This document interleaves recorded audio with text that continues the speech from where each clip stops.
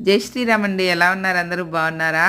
ఈరోజు మా బాలముకుంద కోలాట సభ్యురాలు రాణి వాళ్ళది గృహప్రవేశం అండి. ఉదయం 3 గంటలకే రమ్మని చెప్పి ఆహ్వానించిందనమాట.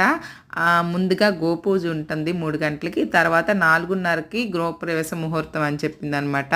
అయితే 3 గంటలకైతే మేము వెళ్ళలేకపోయాం, కానీ 4ంటికైతే అక్కడ ఉన్నాము. 4:30కి గృహప్రవేశం కాబట్టి అదంతా కూడా చూసుకున్నాము చక్కగా. గృహప్రవేశం అంతా కూడా బాగా జరిగింది.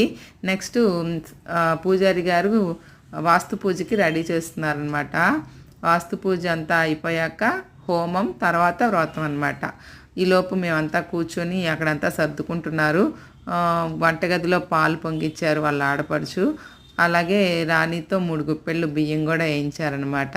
పాలు పొంగగానే ఇంకా వాస్తు పూజకి వాళ్ళు కూర్చున్నాక మళ్ళీ వస్తామని చెప్పేసి మేము ఇంటికి వెళ్ళాము. నెక్స్ట్ వీడియోలో మేము ఏం చేసామో చూపిస్తాను. ఉంటాను.